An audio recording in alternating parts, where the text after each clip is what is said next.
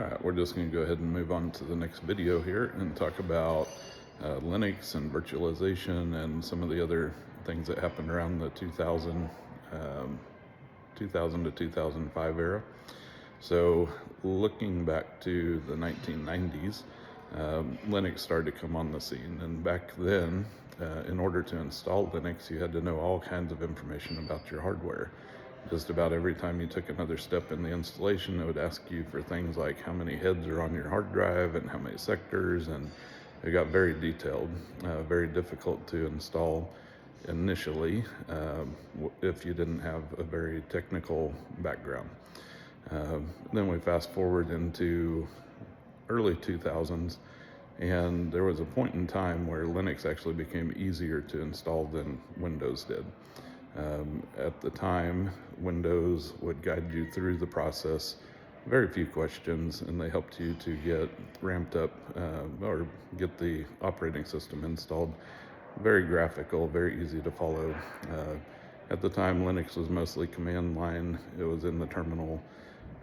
Not a lot of graphics. In fact, a lot of graphics cards struggled to use the graphical components of Linux.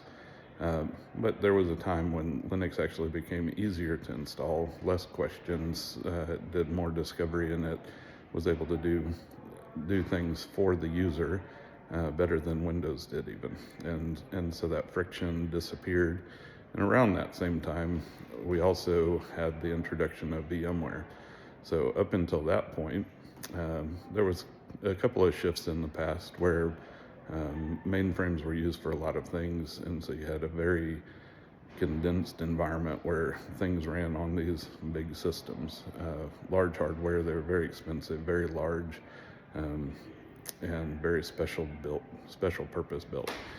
Well, fast forward into the 90s, and you have web servers that are running on one system, and you physically separated these on individual hardware so that if one layer of your application crashed, it wouldn't take the entire stack down, right? So for instance, a web server running on one piece of hardware, and then you would have the application running on another piece of hardware, and then you would have the database running on yet another piece of hardware. Completely separated, but still very fragile, because if one layer went down, you typically lost the entire application stack, or it became unavailable and unresponsive. So in comes VMware. And now there was a huge mistrust of virtual machines. At the time I worked for BMC Software, and I started working with VMware at Workstation 2.0 and came up with a pilot project where I talked to my management staff, and I told them I would like a budget to do a pilot. I'll emulate 40 machines on 5 pieces of hardware, and I'll reduce the time to actually build a brand new system from 10 minutes down to 5. And they gave me a budget, I think it was about $40,000.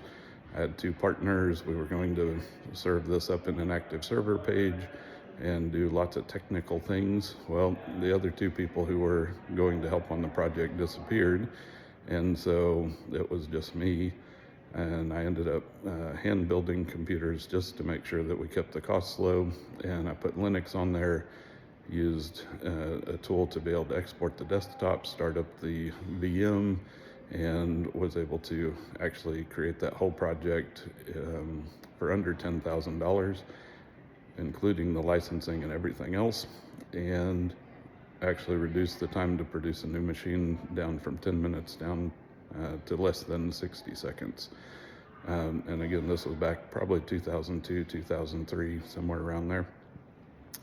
And I had a lot of developers who didn't trust VMs, and so they knew that I had a library of operating systems. I built images for every Windows version that we had available, many different types. I think at the time probably just Red Hat Linux actually.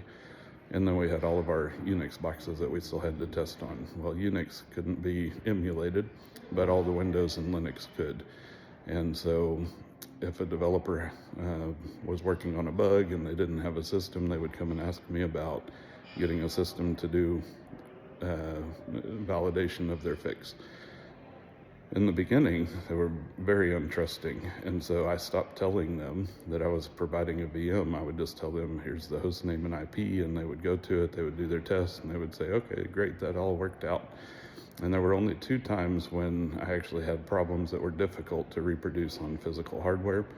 And both times it was just, you had to really load the VMs heavily in order to reproduce a problem that could be produced on physical box. So after a while, they started to trust it. I started to tell them again that it was VMware, and then they got really excited, especially as we had to do internationalization, working with different language machines, and then we had to do compliance for handicapped people. So as we went through those projects, these VMs became very important in our business because they were very quick to bring up. They could be torn down, disposed of, and it's a technology shift that was uncomfortable, but as people embraced it, they saw the power. And if you look around today, most of the hyperscalers are virtualized, right? You can physically remove hardware without impacting your applications. So back then, people didn't trust it. Now, people bet their businesses on that technology. So I think that we're in that phase with artificial intelligence. We're in the mistrust phase, and so this is our opportunity to start to step into that environment, to be the early adopters, to understand where the pitfalls are, but also where the potential lies. And then we can start to bring that to market. And we all know that over the next few years, it's going to radically change the way that we do work. We can choose to be part of that, or we can choose to stand on the sidelines and potentially be left behind. If you're not left behind, you're at least going to have a handicap trying to catch back up. So right now is an opportunity, and just wanted to throw these 3 examples: the typewriter, the human computer, and then the virtualization environment. I want to throw those out as examples. They're very clear in my mind because I've already lived through those. And now that we have artificial intelligence coming on, it's yet another tool in our tool belt. I don't think it's anything to be afraid of. You should be cautious. You shouldn't think that you can just throw AI at a bad process and it'll fix it. And we'll talk more about this in future videos. So I'm gonna go ahead and cut it off here, but just remind you that technology is technology.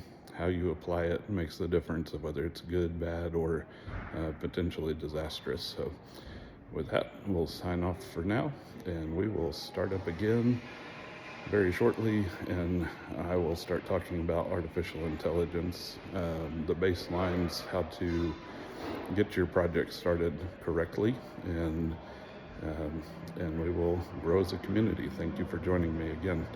And eventually, these will be polished videos. For now, I just want to get the content out because I think a lot of people are going to need to be aware of this and see it, and I'm just trying to help my community. So thank you for joining.